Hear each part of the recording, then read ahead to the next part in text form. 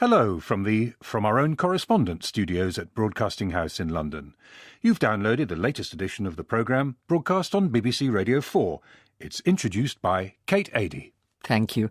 And in today's programme, it's Nigeria's birthday, but there's not much to celebrate in Abuja, one of Africa's most expensive and most charmless capitals.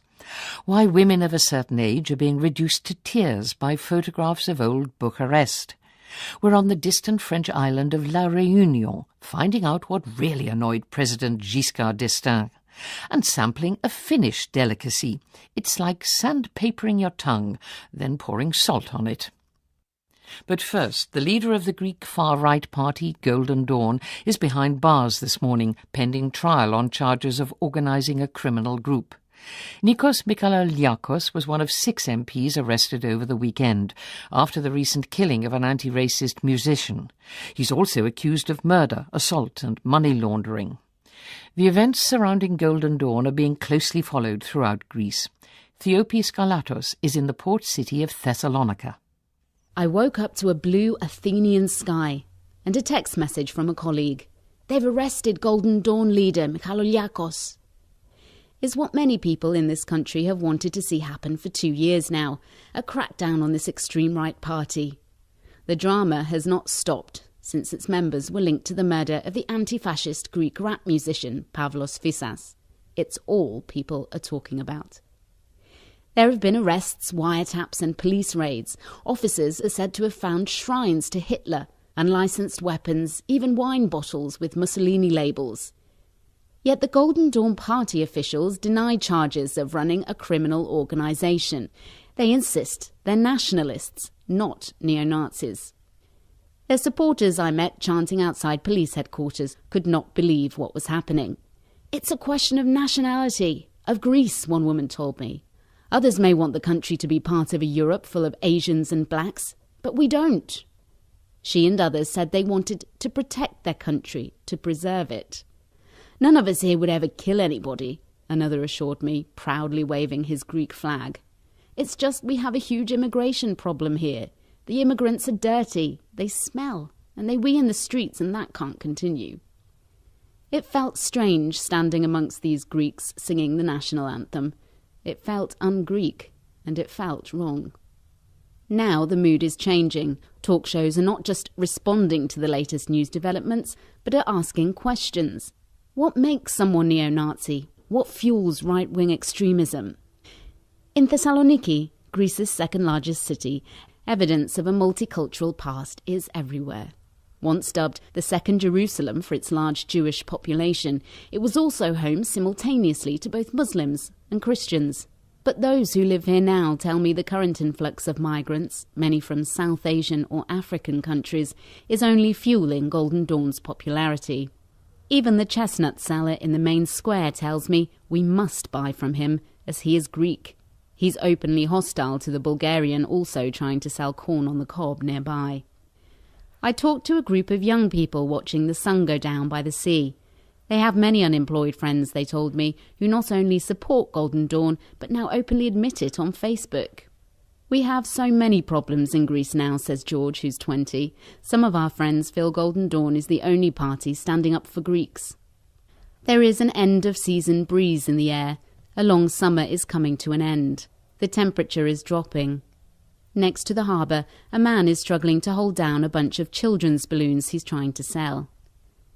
Many here believe that as long as there is an economic crisis and what they see as uncontrolled immigration, as long as there are no real solutions that people can believe in, Greece will continue to be fertile ground for far-right extremism. Extremism, they reason, goes beyond the political. It's a psychological state. Another person I talked to summed up this week's events with one word: a panegyri, a circus. But others suggest that the possible removal of a party from government that promotes warped ideologies and inspires violence, and most importantly is accused of being linked to criminal activity, could actually mean something. Perhaps it will mean migrants can walk the streets without fearing for their lives, and that leftist musicians don't have to worry about being next on a hit list. I would like to think it will mean Greece regaining lost respectability. The sun has finally set over the harbour in Thessaloniki. Palm trees wave in the evening breeze. Overhead, the sky is turning pink as couples stroll hand in hand and tourists smile, apparently oblivious to the drama of recent days. Those who had taken to the streets to protest about Golden Dawn are now sitting in cafes sipping coffee and eating the traditional bugatsa pastries. As one of the party's MPs was escorted in handcuffs to the court, he shouted to onlookers that this fairy tale hadn't ended. And indeed, after the arrested MPs, guarded by armed police in balaclavas, were paraded around Athens, the courts then let some of them out on bail. The seeds of neo-Nazism have certainly been sown. Its supporters must be shown a new Greece to believe in before it can be eradicated. I'm guessing it may be a while before we begin the next shiny new chapter of this country, but hoping at the very least recent developments here mean that somebody, somewhere, has started writing it. Theopis Skarlatos in Thessalonica. Nigeria is marking its 53rd birthday this week, but celebrations, perhaps not surprisingly, have been muted. The anniversary comes amidst the continuing campaign of violence in the northeast of the country, involving the Islamist militants known as Boko Haram. In the latest incident, some 50 students were killed when gunmen stormed an agricultural college in Yobe State. The anniversary is giving Nigerians an opportunity to take stock of their country. Many complain not only about security, but about corruption, education, the economy. This is one of the world's biggest oil producers, and yet poverty is widespread. Alex Preston's been sampling the mood in the capital, Abuja. When one of Nigeria's long line of military dictators, General Obasanjo, seized the land on which Abuja was to be built in the late 1970s, he could hardly have imagined that, 35 years on, the city would remain so noticeably unfinished. Abuja has a makeshift, haphazard feel to it, a place of bureaucrats and building sites, its streets eerily empty after the buzz of Lagos or the enterprising bustle of Kano. It's one of the most expensive cities in Africa, and one of the most charmless. I'd been in Abuja for 3 days, about 2.5 too many, when my friend Atta, a sociologist, picked me up from my hotel. We drove out towards Aso Rock, the monolith that looms over the presidential palace. On either side of the road stood complexes of bulky, imposing mansions, most of them unfinished. Some sat beside empty swimming pools. Others had mock Tudor timbering, but were windowless and often roofless. Atta told me that 65% of the houses in these developments were uninhabited, put up only to launder Abuja's dirty money. We pulled off the Murtala Mohammed Highway at Mpape Junction, and immediately the road deteriorated. "I'm going to show you the real Abuja," Atta told me as his car struggled up a deeply rutted dirt track.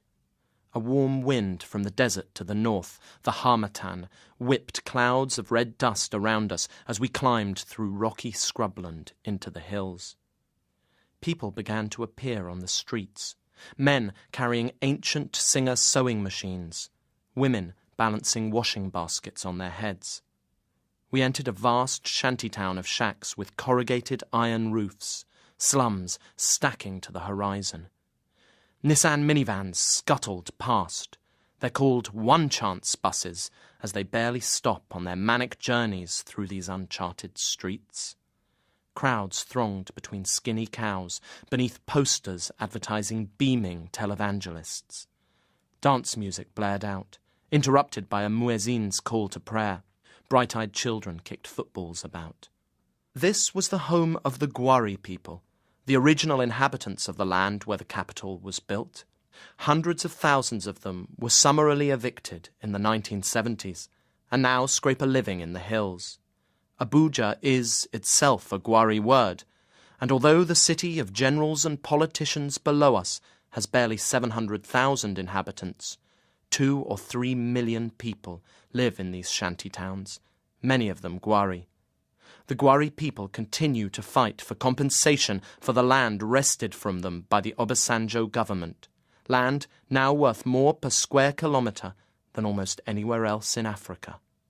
We got out and walked through the smoke and dust towards a row of shacks. In one of them, a woman knelt on the ground plucking a chicken, a man above her leaning on a makeshift bar. They were Frank and Mary, Gwari people in their 30s, children of one of the thousands of families originally evicted during the foundation of Abuja. The four of us sat in the shack sipping Fantas, staring out at the swarming life of the shantytown. Motorbikes and cattle and people, all of them through a veil of reddish dust. I trained as an architect, Frank told me. I have an education, but I don't have money. I don't know the right people, so I work here with my sister. In Abuja, money defines everything.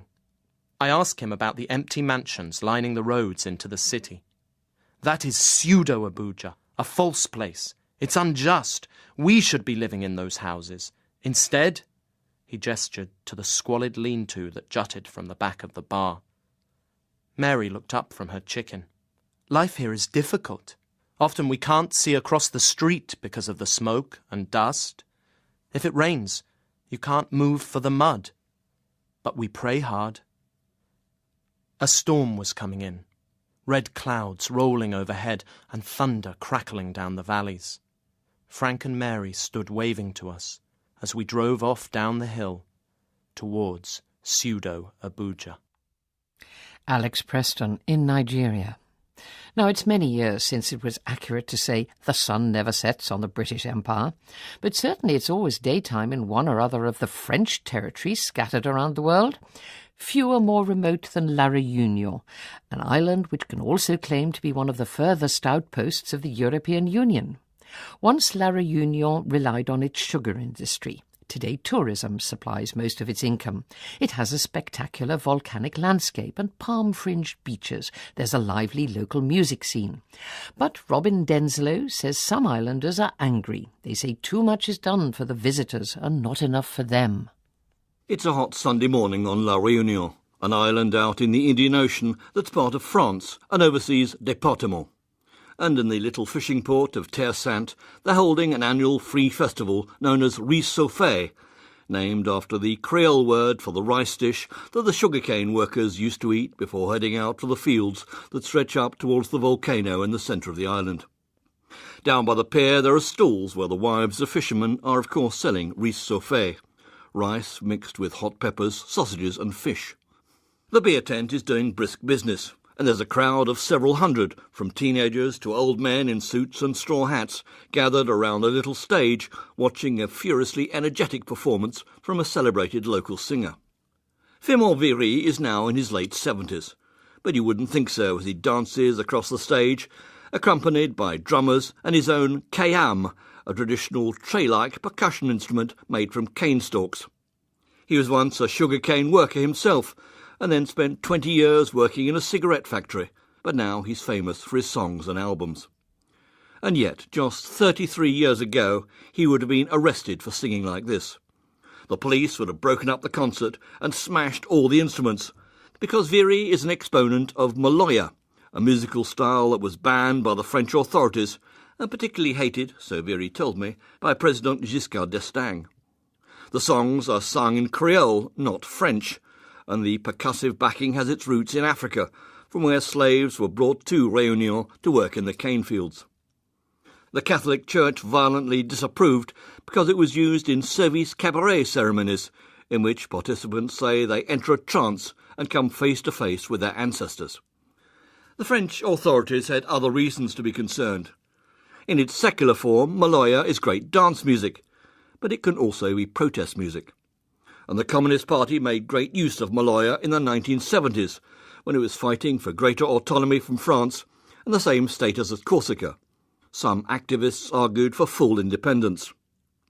Maloya was seen by the French as a threat to the state, and sitting backstage by the sea after the show, Firmin Viry told me about life as a musician in those dangerous days. He performed without being discovered by the French authorities by constantly changing his tactics, organising shows in different people's houses, often under the guise of a birthday party. Other musicians were not so lucky. He told me of his friend Augustine, who was jailed for playing maloya. Life for a maloya player changed dramatically in 1981, when François Mitterrand, leader of the Socialist Party, became the French president. He didn't just legalise the music, allowing it to be played on the radio, but provided funds to help cultural projects. The Communist Party had not got what it wanted, Viri told me, but the protests came to an end.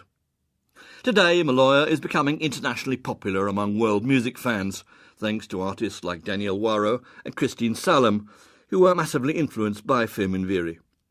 But it still provides a reminder of the divisions that exist on this exquisite little island, between the French, who buy houses here or come as tourists, and you don't even need to show your passport if you fly in from Paris, and the Creole-speaking population, many of whom are poor and without work, and who argue that their identity and culture are in danger of being swamped by France. There have been sporadic, violent protests against the cost of living.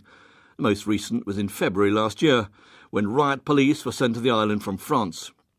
And, according to Daniel Waro's musician son Sam, the young people are angry. Unemployment is over 40% for those between 18 and 25, and they won't shut up. They're starting to scream. They're angry that people from France come here and get jobs when local people are struggling. Although France, he added, does provide unemployment benefit. So, does the once banned old-style Maloya music from the 70s still have a role to play? It's the cry of the people, said Firmin Viri. There is no good balance between France and Réunion when it comes to jobs. One of his songs is about unemployment and how hard it is. Far away in Paris, there's no suggestion that the authorities will ever again ban Maloya. But perhaps, if they want to judge the mood in this tropical outpost, it's time for them to brush up on their Creole and start listening to Firmin's lyrics. Robin Denslow on La Réunion. A decision by prosecutors in Romania to put on trial a prison commander from the days of the dictator Nicolae Ceausescu has triggered much media comment about the country's past. Romania is often accused of turning a blind eye on the excesses of the communist era. This was the most authoritarian, Stalinist regime in Eastern Europe. Dissent was brutally repressed. Today, the most visible part of the dictator's legacy is the huge palace he built for himself in the centre of the capital, Bucharest. Tessa Dunlop says it's only recently that Romanians came to realise exactly what was lost with the construction of that building. It's cool. I really like it. Born in the year of the 1989 revolution, Paul is one of the new generation of Romanians. Multilingual, well-educated and ambitious for his country. He is understandably proud of the giant house of the people, once Ceausescu's palace. After all, it's now home to Romania's fledgling democracy and only trumped in size by the American Pentagon. We're hovering in one of its many airless, pointlessly large halls, waiting for a conference on sustainable tourism to finish in the never-ending room next door. I don't share Paul's sentiments. The vast slabs of marble feel suffocating. We may as well be stuck in the centre of an outsized wedding cake. The palace? Ha! It's a wall in the way of the people, a dam even. Photographer Andrei Pandeli is emphatic. We've met in a tea shop in the old Jewish quarter of Bucharest. There are sepia photographs from his collection on every wall. They are exceptional images, rarely caught on camera. But then Andrei is an exceptional man. Tall, dignified, and handsome still at 65. It's thanks to his fearless vision that Ceausescu's relentless attack on Bucharest can be seen stage by stage, as if peeling away the layers of an onion. I was an architect, he explains. I could find plans, approximate what they would destroy next. Not exactly, no one knew that. They were wild, totally out of control. 7 square kilometres of the city centre were levelled to make way for the Palace of the People. Andrei wanted to take some pictures before old Bucharest disappeared altogether. I've been coming to Romania for 20 years, but I've never seen images like these. A city caught in its very own Armageddon. Yes, Andrei preserved a Bucharest that no longer exists. The exquisite glass-covered market, the archways, cobbled streets, the vine-clad villas, the city once called the Little Paris of the East. But in many of the pictures, the mighty onslaught has already begun. Innumerable cranes chewing their way through people's lives. The facade of the crazy palace looming up over the threatened cityscape. And then, in some others, there's just snow or dust and the desert of demolition.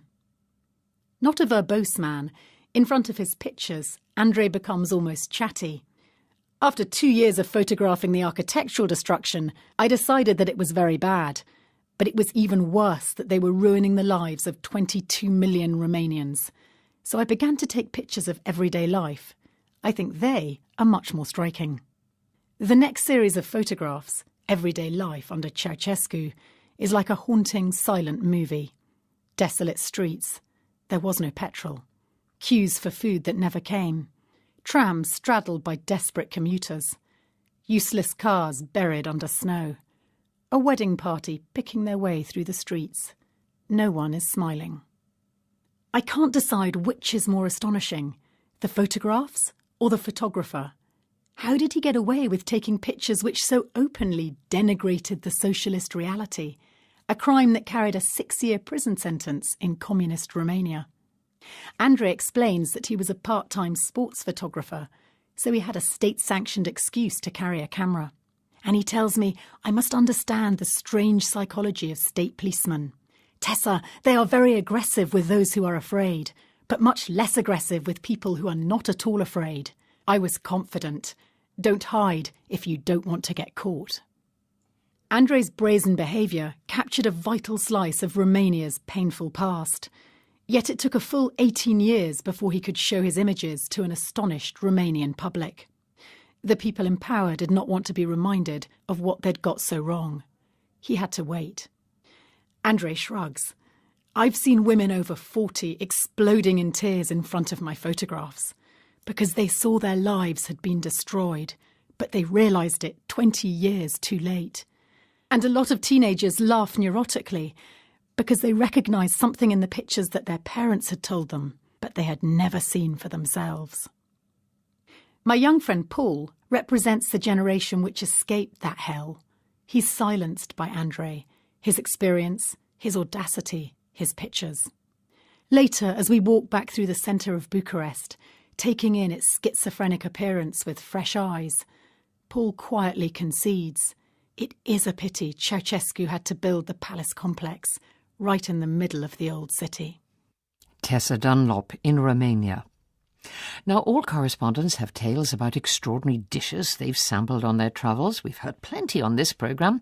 I personally won't be ordering balut, although some people in the Philippines regard this duck fetus dish as a delicacy. Similarly, you won't find me ordering hakal at my local fishmongers, despite claims in Iceland that these slices of shark, hung for months until they're completely rotten, are delicious. And if you think the Sardinian formaggio macho, noted for containing live insect grubs, is on my menu, well, think again. Finland, too, has a unique food culture, and there's one particular item of confectionery dear to many Finns called salmiakki. It's something that my colleague Mark Bosworth has spent years trying to understand. This was obviously some sort of test.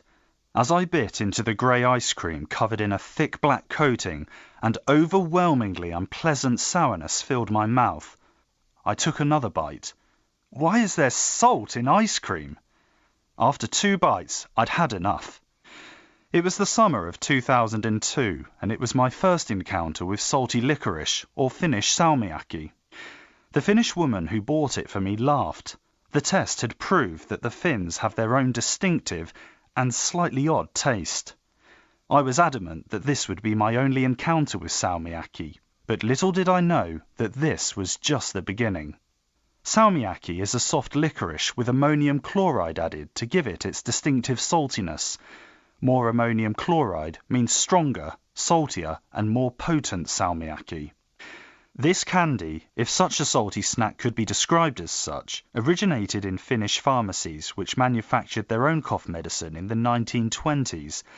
Ammonium chloride, known for being able to break down mucus, was added to the mixture.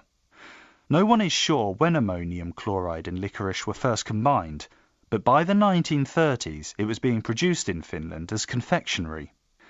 Some 8 years later I was living in London with Milla, the Finnish woman who gave me my first taste of salmiakki. Some Finnish friends came to visit, bringing a type of salmiakki known as bombs with them. Within seconds of putting one in my mouth, an intense, sharp stinging pain spread across my tongue, as if somebody had sandpapered it and then poured salt on top. After the pain came the salty sourness, and I couldn't stop salivating.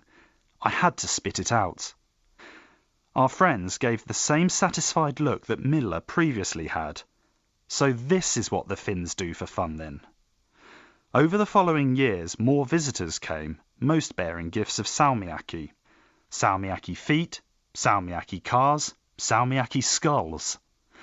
Many Finns tell me that the first thing they miss when they're abroad is salmiakki. Those who move away ask their friends and relatives to send it to them.